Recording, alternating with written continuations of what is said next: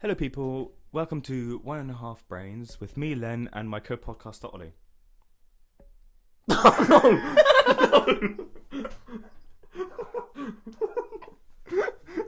Just looking at you, like waiting for you to say something, just staring to the abyss. In my head, I was going. in my head, I was going. Doom, doom, doom, doom, doom, doom.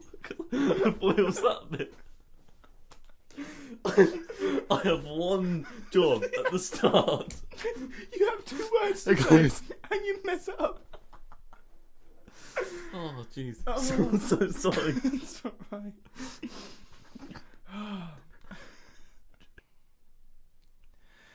Hello, people. Welcome to One and a Half Brains with me, Len, and my co-podcaster Ollie.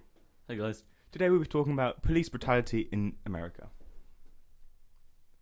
So today we're talking about police brutality in America and how in the recent years it's been publicised more that police forces across America have been targeting minority groups. Yeah. Oh, I hate myself. Oh, I hate myself. I hate myself very much. Oh, jeez. Should we carry on or should we start? I'll try and cut this. What am I doing? What did you say? Sorry. Shall we just read it? Oh. I've done nothing but mess up today. Hello, people. Welcome to One and a Half Brains with me, Len, and my co-podcaster Ollie. Hey, guys. Today we'll be talking about police brutality in America.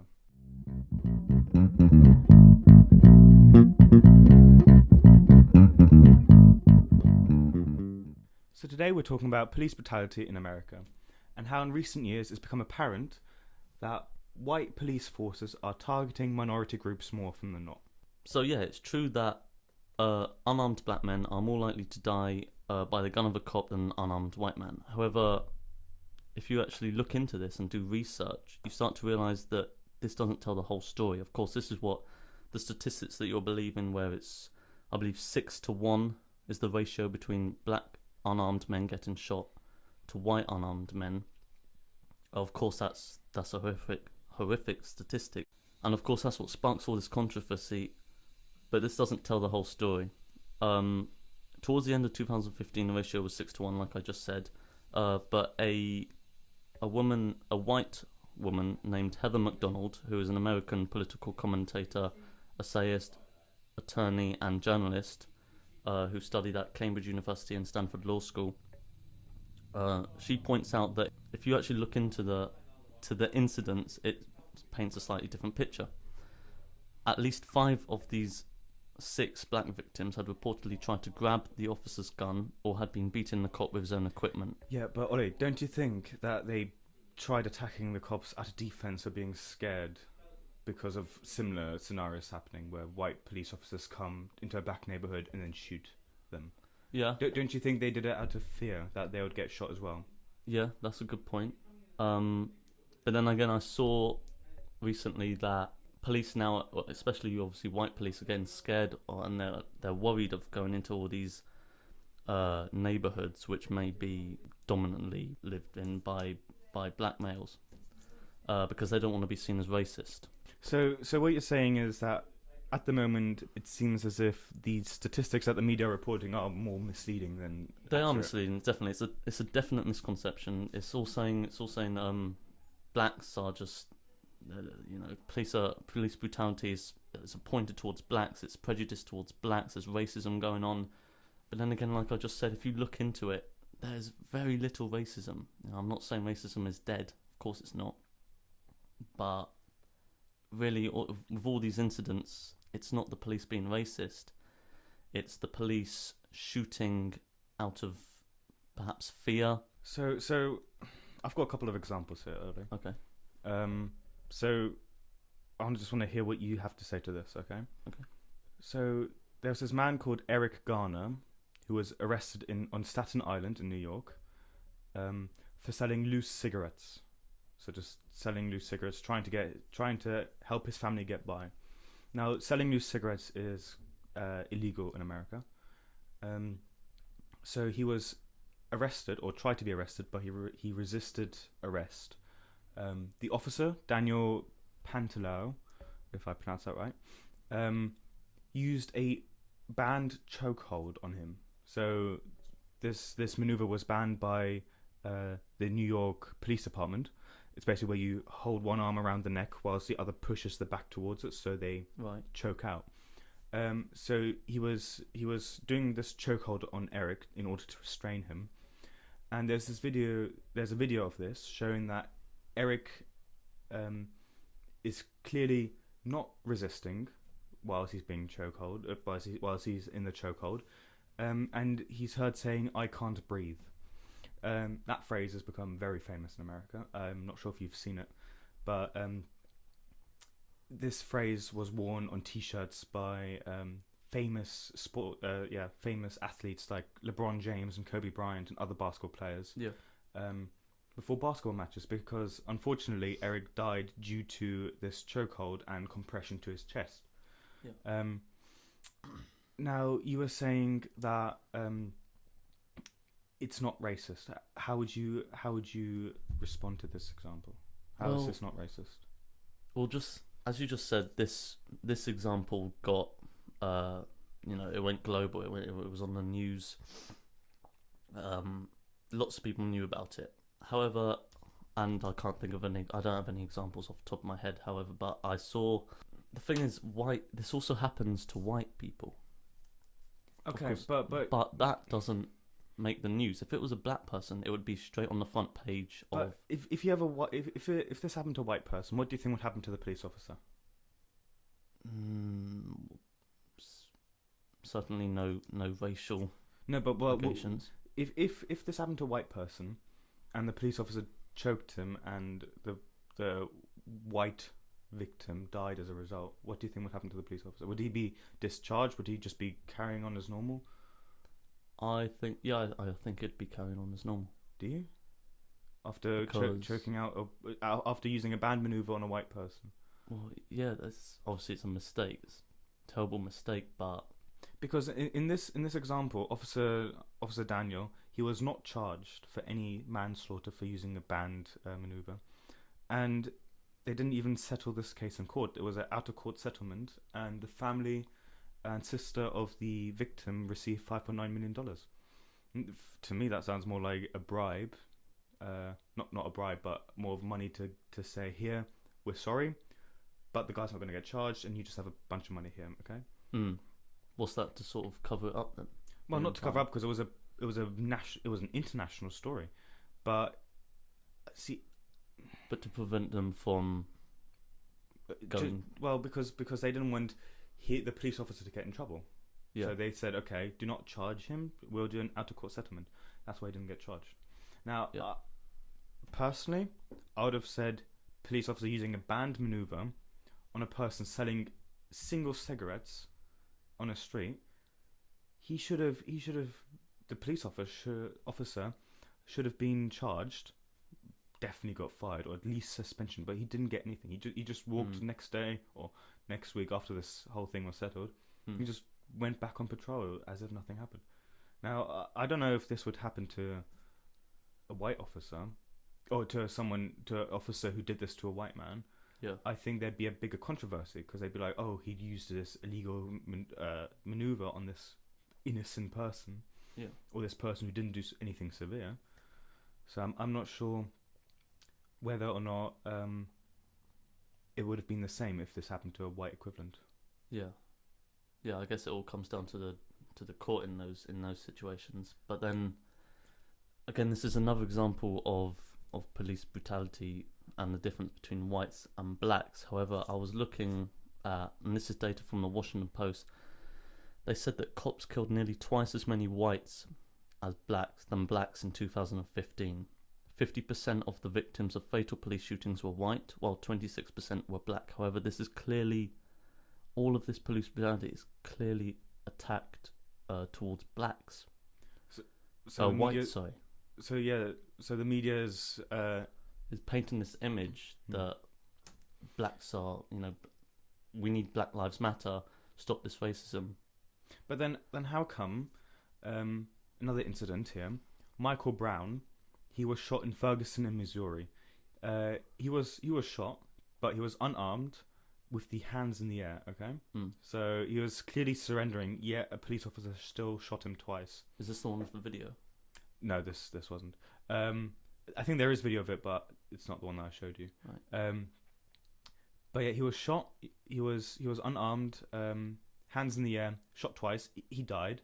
And then this led to 10 days of protests and violence from the black community against police brutality. And the jury in the end ruled that the officer who shot him, name was Darren Wilson, should not face charges. So the jury, which is a random selection of people, said that this officer who killed a unarmed, surrendering black person should not face charges. Right. Well, I'm all for Black Lives Matter in that situation. It's understandable for their protests. He had both his hands up and he was surrendering, so... But why do you think they shot him then? Because he's an unarmed black man. What would be the incentive to shoot him? Then that would be an example of the very little racism that's going on in America, I would say. Okay. So you don't think there's a lot of racism going on in the American police I'd say force? it's severely exaggerated. Okay. It's really exaggerated. So I've got one more example here. Maybe the best example, in my opinion, to show racism towards the black community. 12-year-old, just to make that clear, named Tamir Rice was fatally shot after someone reported a kid with a gun in a park. Okay? Yeah. He had a BB gun, and it wasn't even loaded, and he was just pointing it at random people I assume for fun, just having a laugh. Of course, this is not a funny thing to do. You shouldn't do that in any case. But a 12-year-old, he doesn't understand the concept of violence. Yeah. Yet police officers Frank Grambach and Timothy Lohman came to the scene, and it was reported that they didn't get the information of this gun probably being a fake, because the caller said there's a kid with a gun, it's probably fake. They didn't get the fake part rallied through to them, so they thought it was a real gun. Right. But then when they arrived at the scene, he was Tamir Rice was there, and Timothy Lohman said, "Have you got? Put your hands up. Have you got a gun on you?" And Tamir Rice went to show them the gun by lifting up his shirt, which was tucked. The gun was tucked into his trousers, to show them that he had the gun. And he got shot. He got shot twice. Now, the gun, the BB gun, any BB gun or replacer gun, normally has this orange etching at the front of the barrel, so you see it's fake. I don't know if you've seen that, or for the listeners, but normally all the fake guns or non-fatal guns have an orange tape around the top of the nozzle to indicate it's fake. And this gun had that tape? This gun had it scratched off. Okay. So now that might make it seem like it was a real gun, but he was shot before he even took the gun out. He just showed them that he had the gun, didn't go for it. He showed him he had the gun, and Lohman shot him twice in the chest, resulting in Rice's death. What would you say to that? And it's a 12-year-old boy. It's a 12-year-old boy. And bearing in mind, Officer Grambach was only suspended for 10 days, and Lohman was fired, but on an unrelated case because he disclosed medical files before joining the police force. The files that he disclosed was that he was deemed as immature, incapable, and dangerous, and had a loss of composure when handling a gun at a shooting site. So he failed to disclose that to the police force, and he was fired for that reason. But what do you think of that? An unstable police officer shooting a small black child with a toy gun. Well, then the police officer deliberately shot the child out of fear, then, I'm presuming. Well, right? the thing is, Tamir Rice, he only lifted his shirt with one hand to show he had the gun. Okay? He's 12.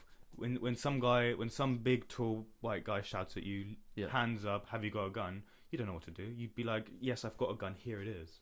Yeah.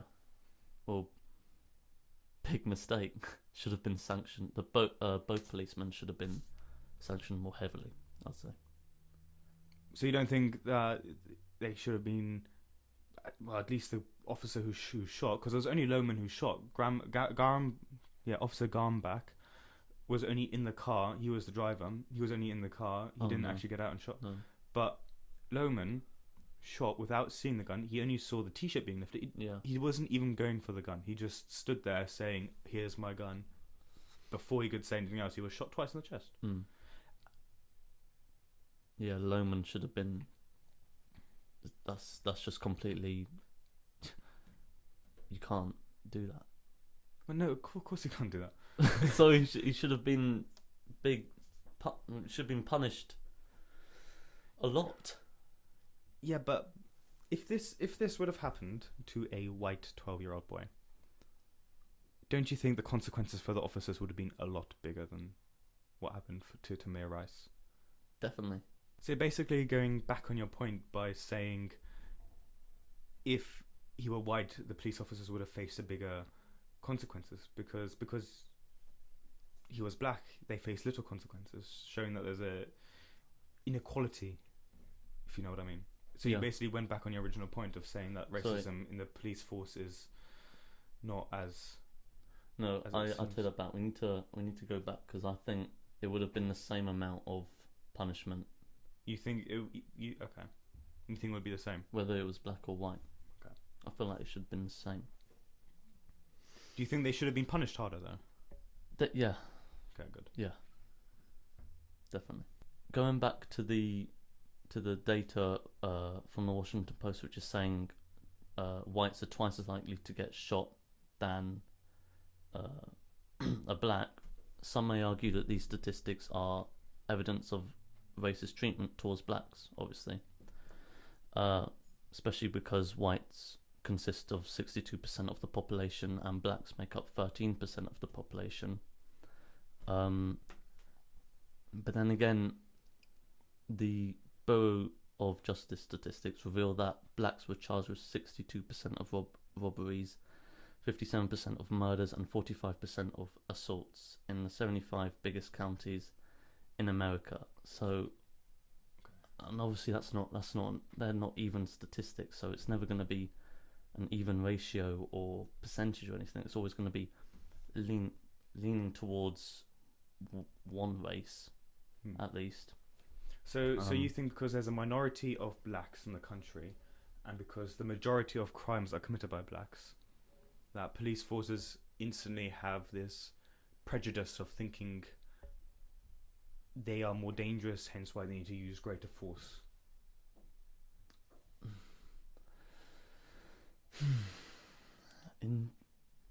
That's a good point, but no, I don't think they do.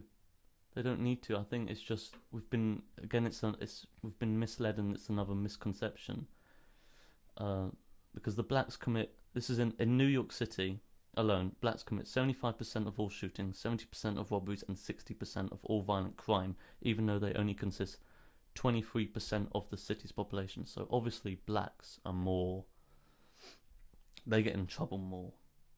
Like, I think something like whites have got like a 2% percentage of shootings in New York.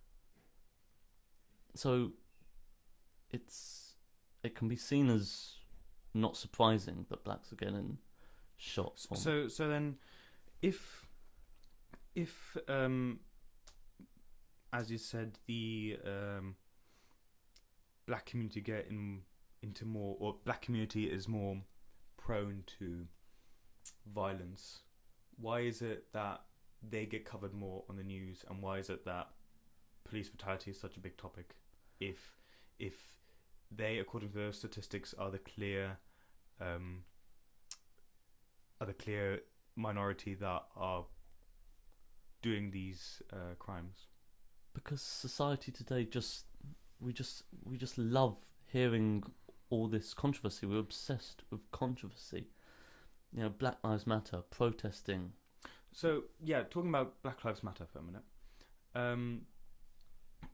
the Black Lives Matter movement started in 2015 after George Zimmerman shot a black teenager called Trayvon Martin. I'm not sure if you remember this story.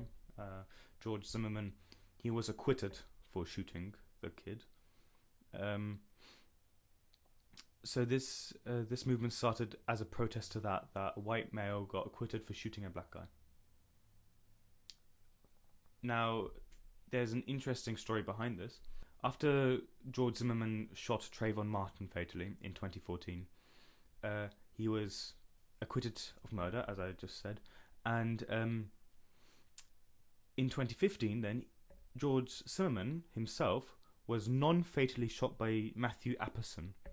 Apperson was a gentleman who saw Zimmerman in his car and accused him of murder, which he was acquitted for. And Apperson clearly wasn't happy about this. He shot Zimmerman and got arrested for shooting Zimmerman, non-fatally, and he was tried for 20 years in prison. Now, a white guy shooting a white guy non-fatally gets 20 years in prison, but a white guy shooting a black guy dying, white guy gets acquitted for murder. So he gets nothing. What's your stance on that? Because that clearly shows some sort of racial difference between the treatment of black and white members of society. Yeah. Do you know where this took place? Do you have any idea of the location? It was in Florida. In Florida, which is a mainly white community. Yeah. Well, is this the police being scared of being seen as racist? George Zimmerman was not a police officer. He was a random guy on the street. He shot a 17-year-old black boy. He was a high school student.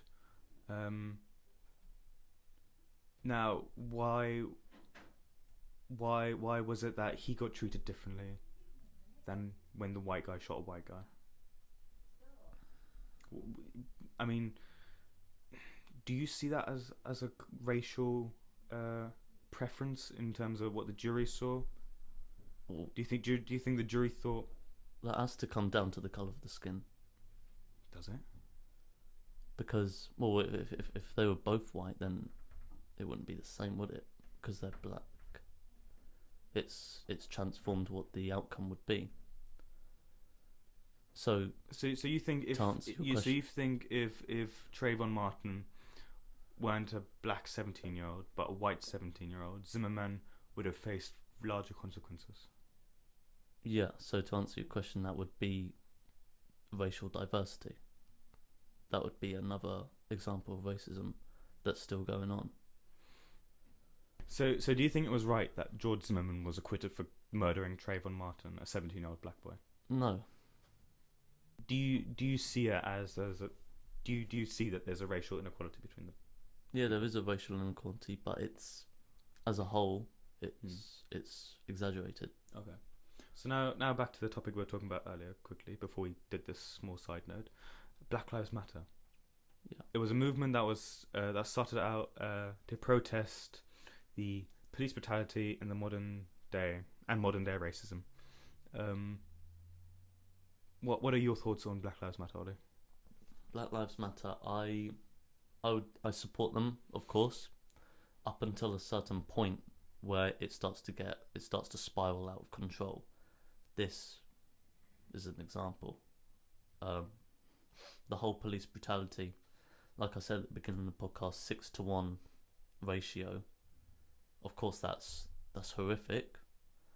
There's a big difference there, but then that's all people rely on. They look at the statistics and they just follow them, and then you've got the communities come together, Black Lives Matter example, and they're protesting these. But then they fail to look into the details of the actual incidents, which of course paints a different picture. Yeah. So there's racism in America, but not as much as they all make it out to be. See, my opinions on Black Lives Matter is it started out as a great movement to protest police brutality, to protest that the white police officers were mistreating black people. Yeah. See, in my opinion, over the last year, Black Lives Matter has kind of lost its intended meaning. Yeah. They've lost its original impact that it had. It was a very powerful movement when it started off. It was very shouty. It was very here. We want this to stop. We don't want this anymore. There has to be change. Now, I see Black Lives Matter posters at any event, no matter what it is. Yeah. I think it's just become a movement which had good intent when it started out and still has good intent occasionally, but it's just being overused by these ultra left winged groups that want to blame everything on somebody, that want to make sure that every minority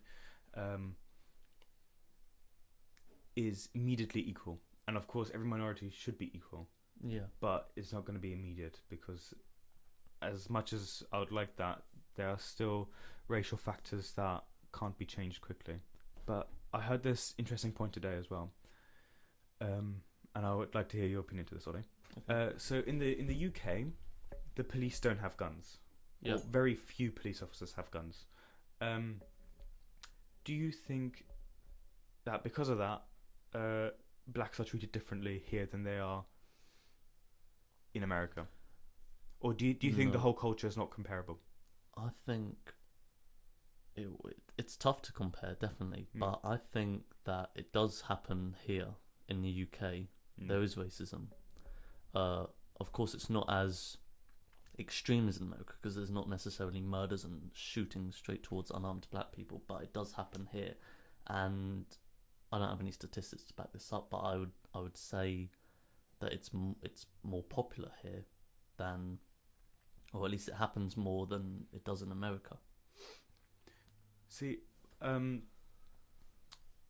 what I've got to say to that is, I think there probably is some, even if it's a small racial factor or percentage of English police officers who might have a prejudice towards the black community, like in America.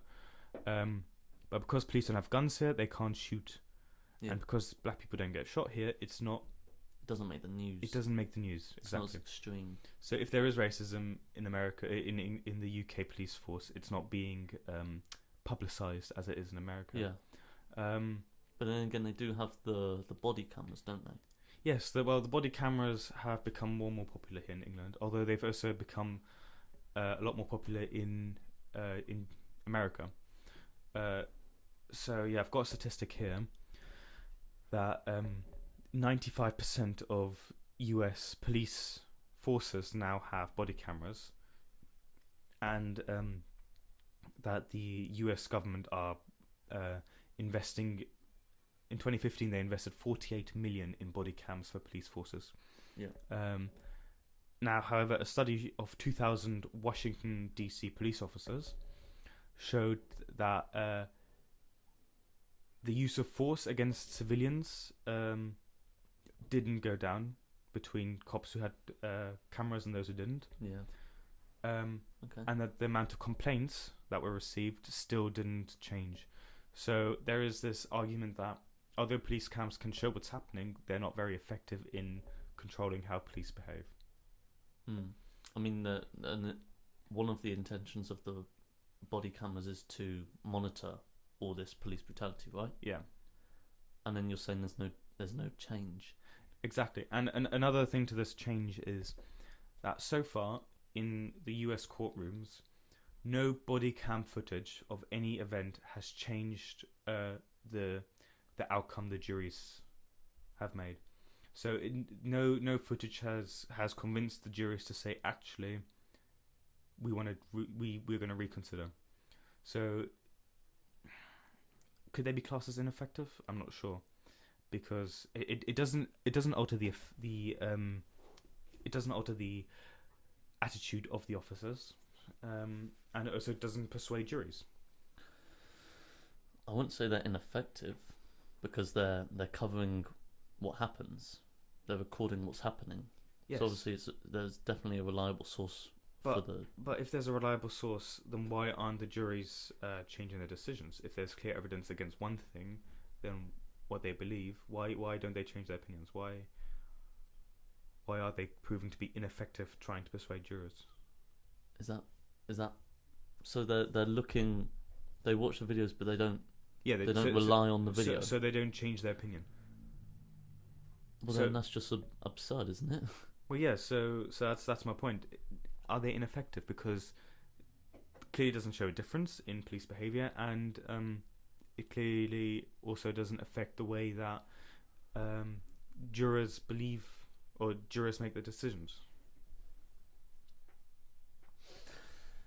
Yeah, but they can't be ineffective when they're providing footage of what's happening. There was this case recently in Detroit. I'm paraphrasing right now, but so I don't know the full facts. But it's body cam footage of a police officer planting drugs in the backyard of an arrested black man, going back to the front and then turning on his camera. However, cameras, when you turn them on, so they're not always recording. They only record when you press a button. Mm. However, when you press the button, it uses 2 minutes of tape before that to show what has happened before that. Okay. So this officer clearly forgot that. So when he pressed record, it showed him going and planting the drugs. To catch him out. And then going back to find the drugs on camera to basically show, oh look, there they are. That's pathetic. Yeah, exactly. But see, that kind of links back to not police brutality, but racism. Yeah, is definitely racist. He's planting drugs. He wouldn't do that to a white man, would he? I assume not. Then that's straight up racism. Okay, here we are. So in this video, you can see the officer. I'm just showing Ollie, so listeners won't be able to see it. But he was seen planting the drugs with 2 fellow officers, then going back towards the front of the house. Right now. And he hasn't pressed the button by this stage. Now he presses the button. So there's no audio to this, but if you'd hear it, he'd say, "Okay, let's go look for the drugs." He goes back to the exact same spot, moves some stuff which is irrelevant, then goes to where he originally planted the drugs, which will come up now, and lo and behold, he will find them. But then, is he doing that because he's black? I mean, surely you can't be racist enough to completely fake a scene full. See, if he planted this just for pure spite, this would be racist. However, there have been speculations that he found the drugs, forgot to press his body cam footage, so he put them back where he was and recreated the scene with his friends. If this is the case, then it still looks very suspicious, but I'd believe that one more though. Otherwise, that's just way too. That is so racist. It's almost not believable. I just can't. I can't believe it. So in protest to police brutality, there was this very famous action that a NFL player took. Some of you might have heard of this. Colin Kaepernick, a quarterback for the 49ers, San Francisco 49ers, took a knee during the national anthem during a preseason game last year in 2016. This was to show that he stands in solidarity with his fellow black community and to protest the police brutality. So he was quoted saying, "I'm not going to stand and show pride to a flag for a country that oppresses black people and people of colour." And then this, of course, went all over the news. Well, everyone knew about it. Yeah, everyone knew about this action toward that Colin Kaepernick took. And suddenly it was a massive. That's the thing. Controversial. It was a massive controversy, and until this year, he was the only person that did it. However, at the start of this season, more NFL players were seen doing it at parts, even whole teams. due to a remark that President Donald Trump made, saying that players who take a knee should get fired. Now, this statement that Trump did, saying everyone who takes a knee should get fired, wasn't received well, because he's basically saying anyone who protests against police brutality is wrong. Yeah. You should not take a knee. Yeah. Again, fired is a bit far. Yeah. But I am in favour of his comment. So because all this kneeling, all it's doing is raising the topic, raising concern. Well, that's what they want. They want to raise they want to raise publicity for this horrific racism which is going on in America and its police force. Yeah, but it's clearly receiving the attention. But then consequently, they've turned it into a much bigger problem than what it actually is. Because it is happening, but it's not as bad as most people think, who have just skimmed across these statistics and then judged it for themselves. And then suddenly they're chanting down the streets, "Black Lives Matter, this is obscene." But it's not that bad. But then again, because of your examples, obviously I can't say it doesn't happen, because it does. But yeah, it's too much. It's gone too far. See, I would disagree with you there, because I think the actions that they take do have a point. I don't think that they are throwing this out of proportion. I think Trump made some comments which he said before thinking, which he does a lot. He speaks before he thinks quite a lot. Yeah. And I think, I mean, he's a white male billionaire. He's never faced racism a day in his life. He wouldn't know what it would be like to face this, so he has no idea about protesting either. Now, he said that they should get fired. They should get fired for peaceful protesting. I mean, that's just absurd. They're peacefully protesting a cause that they care about. People don't have to accept their cause. People don't have to agree with what they're protesting for, but they're doing it peacefully. They're doing it voluntarily. They're not doing it because they have to. He could have chosen his words better. Yes. But yeah, I would disagree with both you and Trump. I believe that it's fine for them doing it. I have no problem with it. It's not hurting anyone. It's promoting this cause, very important cause in America at the moment, which I think there is a racial discrimination between the treatment of blacks and whites, despite you and your facts showing otherwise. No, there is, but it's just exaggerated. Yeah. So I think overall, the black community does face difficulties when it comes to police brutality and the way they are treated. But then again, there is always going to be racism. There's never going to be complete equality, because, and there's different examples for this. There's the gender example. There's of course the racism example.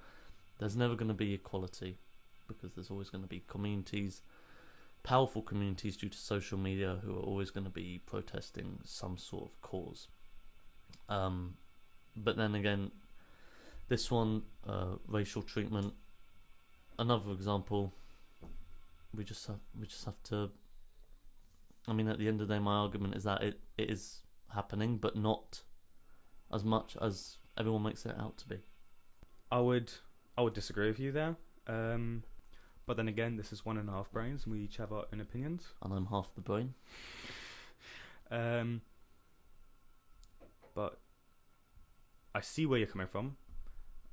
I see that you are looking at the statistics, and that, yes, the statistics say there is no inequality. In fact, there's more inequality towards whites than there is blacks.